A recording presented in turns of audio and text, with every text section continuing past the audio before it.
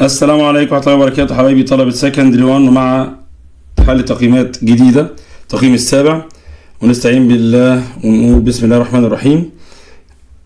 أول سؤال عندنا حبايبي بيقول لي the basic structural units of the nervous system are called. يبقى ال basic structural unit هي النيورونز. طيب طبعا دي معلومة مباشرة. ده بيقول لي كده the binding of neurotransmitter to receptors led to ان حضرتك النيوروترانسميتر النواقل العصبية اللي هي اسيتيلكولين والنور ادرينالين للريسبتورز في الدندرايتس بتاعت السكند نيرفس سيل. دي حبايبي closing sodium channel in the post synaptic cell ولا constriction of synaptic knob ولا generating a new nerve impulse in the post-synaptic cell. أول حضرتك ما النيوروترانسميترز هتمسك في الريسبتورز هناك عند الدندرايتس هتبدأ حبايبي new nerve impulse. فالإجابة letter C. طيب الكالسيوم ion in the synaptic area act as A. دي حبايبي هتخش هتكسر الفيسكلز عشان تطلع النيورو ترانسميترز من جواها. تمام. قال لي جميل. قال لي دي الكالسيوم ايون ده كيميكال نيورو ترانسميتر ولا an insulating material for the synaptic cleft ولا an enzyme to break down الاسيتيلكولين ولا substance that release chemical transmitters from vesicles. طبعا هي بتخرج النيورو ترانسميترز من الفيسكلز بتاعتها، الحويصلات اللي جواها للاسيتيلكولين والنور ادرينالين. طيب النيرف امبلس travels along the axon through A. النيرف امبلس في الاكسن هتمشي ازاي؟ قال لي continuous electrical flow دي كهرباء مستمرة ولا successive series of depolarization repolarization process ولا movement of vesicles inside the axon ولا vibration of the chest surrounding the axon. طبعا successive series of اللي هو depolarization و repolarization process دي معناها ان واحد يحصل له في polarization، فهو دلوقتي في depolarization، بعد شويه هو بقى يروح تتنقل اللي بعديها، فالاولانيه يحصل لها polarization والثانيه depolarization، فيبقى عارف ليه ايه polarization depolarization repolarization شغاله باستمرار. فده اللي هو عمليه ال transferring of impulses. طيب عندنا بعد كده بيقول لي what is the correct ratio of ion exchange across sodium potassium bond per ATP molecule. كل ATP بتعمل ايه حبايبي؟ قال لي هدخل الاثنين يعتبر كده بيطلع لي 3 صوديوم وتدخل 2 بوتاسيوم، يبقى صوديوم ion out versus 2 potassium ion in. تمام حبايبي. طول ما ال3 صوديوم طبعا الصوديوم خارج بره اكبر من الصوديوم اللي داخل جوه هيحافظ ان السيل تبقى بره بوزيتيف وجوه تبقى نيجاتيف. طيب بقول لي the primary function of the enzyme that breaks down acetylcholine ده ايه؟ stimulating the cell و transporting sodium و returning the cell to the resting state. طبعا ده حبايبي ان هي بتكسر، لما تكسر الاسيتيلكولين والنور ادرينالين ترجعه تكسرهم هترجع السيل حاله الايه؟ الريست تاني. طيب حاله البولاريزيشن. Which of the following represent the state of polarization؟ مين في دول يعتبر حاله البولاريزيشن؟ ان بره بوزيتيف وجوه نيجاتيف. تمام كده؟ قال لي جميل. تعال شوف بقى كده الكلام اللي مكتوب. بيقول كده high permeability of sodium into the cell. الصوديوم كتير يخش جوه؟ لا، انا عايز في البولاريزيشن حبايبي ان ستيل بره بوزيتيف، فلو الصوديوم دخل جوه هتبقى بوزيتيف جوه، لا انا عايز اخليها نيجاتيف، فاذا الصوديوم يخش جوه لا مش هيبقى بكثره. طبعا ده في حاله الديبولاريزيشن هيحصل عمليه انفلكس لايه؟ لجوه، اندفاع اليمين للداخل. opening calcium channels لا دي في عمليه انتقال ايه؟ الامبulses. طيب ونقل الايه؟ نيورو ايه؟ ترانسميترز. accumulation of positive charge outside the membrane and negative inside. صح، يحاول يخلي بره بوزيتيف، يحافظ على البوزيتيف بره والنيجاتيف جوه. طيب nerve impulse is transmitted across the synaptic cleft. اللي هي يا حبايبي الكرافت اللي هي بقى يعتبر او الشق دوت بتاع الشق التشابك العصبي دوت. لما بتتنقل خلاله ايه اللي بيحصل؟ قال اكتف ترانسبورت اوف صوديوم ولا ووتر موفمنت بين ذا تو سيلز ولا دايركت الكتريكال جامبنج ولا كيميكال سبستانسز. طبعا حبايبي ان النيرف امبلس بتتنقل نتيجه الكيميكال سبستانسز اللي موجوده، ان حضرتك ان هو الكالسيوم يخش يكسر الفيسكلز ويطلع الاسيتيل كولين نورادينالين وده يتنقل المواد الكيميائيه دي، بتبقى حبايبي دي اكروس ترانسميتنج الكيميكال سبستانسز. طيب بيقول لي نمبر 9 البوتنشال ديفرنس ريتشنج 40 ملي فولت. امتى حبايبي؟ في دي في حاله حبايبي الدي بولاريزيشن، خلاص الصوديوم اندفع لجوه بقى جوه بوزيتيف وبره ايه؟ ساب بره نيجاتيف. The cell lost its ability to sense. ولا sodium ions have flowed inward in large quantities. ولا enzyme that breaks down acetylcholine has started working. ولا the cell in a state of complete rest. لا طبعا هو الصوديوم ايون حبايبي flowed اندفع لجوه بكثره. طيب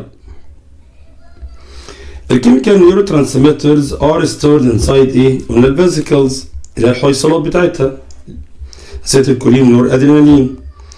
طيب the minute space separating two neurons is called حبايبي اللي هو اللي يعتبر الجزء الفاصل دوت اللي هو الشق دوت بس synaptic cleft. حتى اسمه شق يعني في شق يعني في جزء ايه مشقوق يعني فاصل.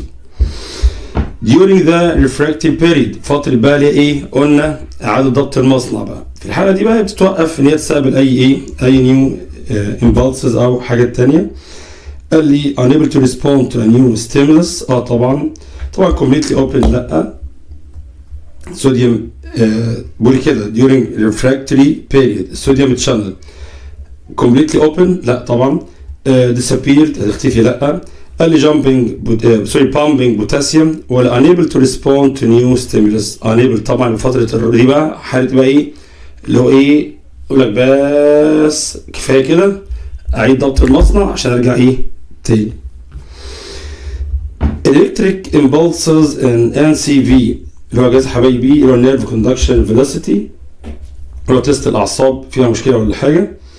قال ده ريسامبل لايه؟ الهارت بيتس لا. nerve impulses طبعا. breathing process لا. قال لي neural nerve impulse inside the body بيحاكي اللي هو النبضات او الاشارات الايه العصبيه. هنا بقى الجزء المقالي يا حبايبي بيقول لي explain dendrites contribute to increase the efficiency of data reception. طبعا حبايبي عشان الدندرايتس كتير فبتزود السيرفيس اريا فتسبب الامبالسز احسن. فهنا حبايبي بيقول لي to increase the surface area allowing the neuron to receive more impulses stimulants simultaneously. يعني simultaneously يعني في نفس الوقت. ماشي يا رجاله؟ طيب هنا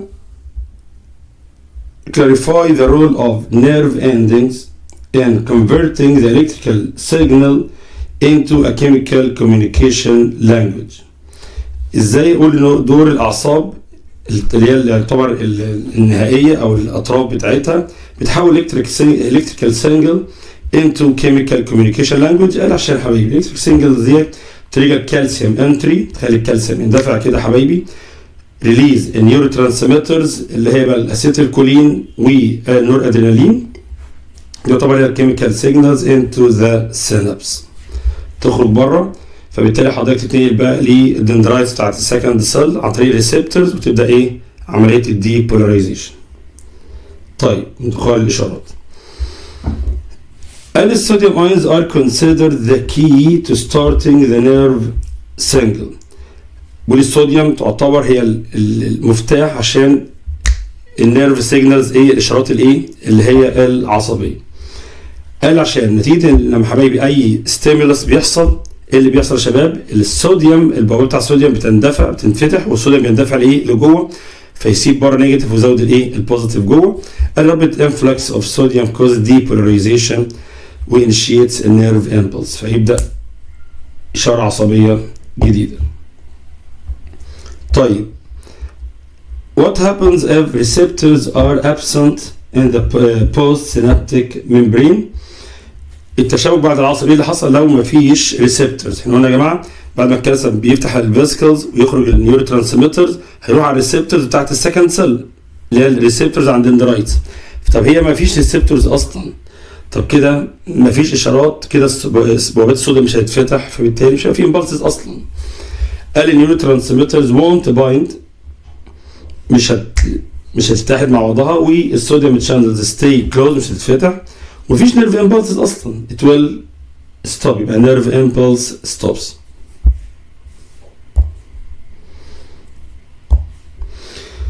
جاي بقى يا حبايبي للتقييمات. قول يا حبايبي during depolarization، اثناء الديبولاريزيشن طبعا بوابات الصوديوم بتتفتح بقى ويخش بقى حبايبي الصوديوم جوه فيزود البوزيتيف جوه ويخلي بره نيجاتيف. قال لي charges are reversed because ايه؟ هتتقلب، هي كانت بره بوزيتيف طبعا دي السيل كانت جوه نيجاتيف وبره بوزيتيف. لما يحصل ديبولاريزيشن يحصل العكس بقى، البوزيتيف يخش جوه كتير وبره تبقى نيجاتيف. قال لي كده نيجاتيف بروتين موف اكزاست ذا سيل، لا البروتين ما بتخرجش، اللي بيتحرك بس الصوديوم ومين؟ صوديوم وبوتاسيوم. قال لي كده النيوكليوس ستوبس اتس اكتيفيتي، مالهاش علاقه خالص. قال لي الصوديوم بامب ستوبس وركينج كومبليتلي، الصوديوم بامب هتقف خالص، ولا البوزيتيف صوديوم موف ان اكسيدز موف اوت بوتاسيوم. يحس انجلش غريبه شويه، وعايز يقول يعني ان دخول الصوديوم جوه السيل اكتر من خروج البوتاسيوم، وده اللي بيحصل. فالصوديوم بيندفع جوه اكتر، طبعا في شويه بوتاسيوم بيخرج كده، بس اندفاع الصوديوم بتبقى اكتر فبيسيب جوه بوزيتيف تشارج. طيب الميكانيكال فاكتور responsible for moving the vesicles toward the presynaptic membrane is ايه؟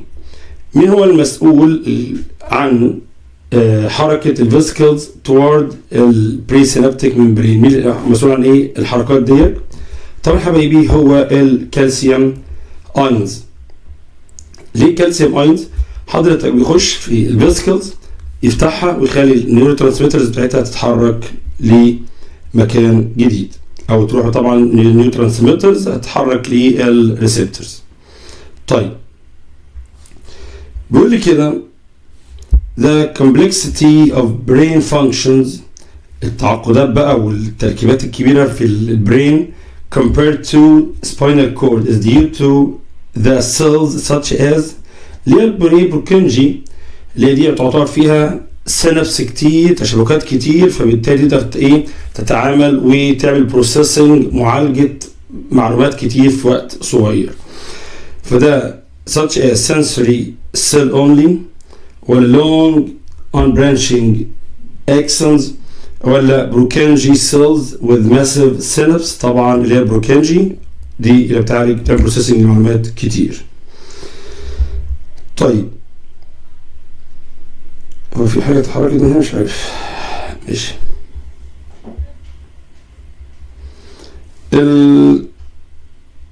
السؤال اللي بعديه يقول لي كده performing the NCV اللي هو Nerve Conduction Velocity اللي هو بيقيس مدى سرعة استجابة الأعصاب. قال لي test is in non-invasively، يعني تعتبر تدخل مش جراحي. تدخل ايه؟ طبعا هي حاجة بسيطة بس، حاجة من بره كده بس تعمل امبالسز على الأعصاب. قال لي makes it a safe and easy for assessing nerve function. طبعا حاجة آمنة وتخليه تقوم بالايه؟ بوظائف الايه؟ كأنها بتقوم بوظائف النيرفز على طول. طيب what happen when there is a defect in the dendrites of a particular neurons؟ لو حصل فيه نقص في الدندرايتس ايه اللي يحصل حبايبي؟ طبعا لو حصل فيها مشكله هيبقى الترانسفيرنج او ترانسميتنج بتاع النيرف امبلس والستوبس او هيتاثر، لان حبايبي انتوا عارفين هي الفكره كلها في عندنا هنا النيرف اندنجز. حلو الكلام. هتبقى الناحيه الثانيه في هنا الدندرايتس. طبعا الريسبتورز اللي هنا طبعا دي الدندرايتس مش موجوده، فبالتالي عمليه استقبال النيرفز هت ايه او الامبالس هتقل. The rate of receiving impulses decrease. عملية بقى ال receiving بتاعت الامبالسز مالها هتقل. طيب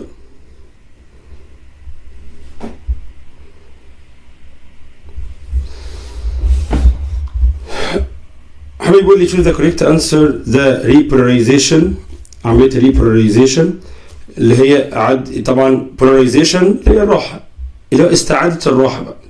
اللي طبعا هي بوابات الصوديوم تخرج صوديوم بره كتير عشان تقلب بره بوزيتيف وتخلي جوه ايه؟ تخلي جوه نيجاتيف. قال لي show the outer surface returning to a positive state due to ايه بقى؟ ليه بقت بوزيتيف؟ stopping sodium input and opening potassium channel for output. تمام؟ ولا more sodium input، ولا rupture of synaptic vesicles، ولا movement of the nucleus within the cell. ده طبعا يا قلنا حبايبي اللي هو ان بوابات البوتاسيوم هتتفتح وتخرج بوتاسيوم كتير بره عشان يحافظ على التشارج بره بوزيتيف، يرجعها بوزيتيف يعني، والصوديوم التشانلز مالها هتقف. ده بقى لتر ايه. طيب movement of nucleus with the ion channels that open first when a sufficient stimulus arrives are ايه؟ اول ما يحصل عمليه في ستيمولس معين او في اي حاجه حصلت، اول حاجه اللي يحصل الصوديوم يخش جوه بسرعه، فبوابات الصوديوم تتفتح، فتبقى اول حاجه تحصل بوابات الصوديوم هي اللي هتفتح وتليك بره نيجاتيف عشان جوه يبقى بوزيتيف. دي حاله دي polarization. The presence of receptors only، وجود الريسبتورز only in the postsynaptic membrane explains. وجود الريسبتورز ده يا شباب ده the strength of the nerve impulse، ولا the transmission of impulse in one direction، ولا the large size of synaptic cleft، ولا breakdown of acetylcholine. لا طبعا هي الريسبتورز ده حبايبي عشان نقل الامبالسز in one direction من النيرف اندنجز هنا تروح للدندرايتس هنا او ريسبتورز على الدندرايتس. طيب if an NCV اللي هو nerve conduction velocity shows extreme slowness in signal transmission، the physician may conclude ايه؟ طبعا كده حبايبي نقل الاعصاب بقى ضعيف، في بطء، معناه ان في مشكله في الاعصاب. الانكريز ان Purkinje cell لا. قال superior speed in information processing، معالجه قويه وسريعه للمعلومات لا طبعا. قال decrease in carbon dioxide level مالهاش علاقه. nerve disorder or damage طبعا في اضطراب او تلف. will explain the nerve impulse is called an electrochemical change. بيقول كلمة nerve impulse اللي هي النبضات العصبية دي حبيب الإشارات العصبية دي تعتبر electrochemical change، مثلا في تغير electrical change due to chemical change، في تغيير كهربي عشان في تغيير كيميائي اللي في حركة بقى الصوديوم اينز والبوتاسيوم اينز والنيورو ترانسميترز، الحركات بتاعتهم دي كلها بتسبب الايه electrical change because it involves an electrical change caused by chemical process إلى حركة الصوديوم والبوتاسيوم والنيورو ايه ترانسميترز. طيب the basic receptive unit in the complex neural network اللي هو يعتبر الريسبتور اللي عليها الايه الريسبتورز طبعا اللي هي ايه الدندرايتس، صح كده؟ جميل. The difference between a regular neuron and Purkinje cell، إن Purkinje فيها synapse كتير، مثل إيه؟ number of synapses. قال لي the type of ions used، ولا presence of nucleus، ولا the number of neural synapses، ولا the method of impulse transmission along the axon. لا طبعا هي عدد الإيه neuron synapses، شبكات عصبية كتير فدي معالجة كتير، طبعا دي الإيه الفرق ما بينهم. قال لي the method of impulse transmission along the axon. ده اسف ده اللي كانت اخر اجابه طبعا ما اخترناش. ايه substance that blocks calcium channels. في ماده وقفت الكالسيوم. طب كده النيرف امبالسز مش هتمشي دي مش هتتنقل. ما الكالسيوم دوت بيخش يفتح الفيسكلز عشان تخرج النيورو ترانسميترز اللي هي اسيتيل كولين ادرينالين عشان تروح على الريسبتورز على الدندرايت بتاع السكند سيل ويحصل عمليه هنا يعتبر ديبولاريزيشن هنا ويحصل عمليه بولاريزيشن. ايه يحصل لو الكالسيوم تشانلز وقفت؟ قال انكريز الامبلس سبيد. لا طبعا هتوقف اصلا. complete cessation of signal transmission between cells. وقف تام للسيجنالز طبعا هتوقفها طبعا.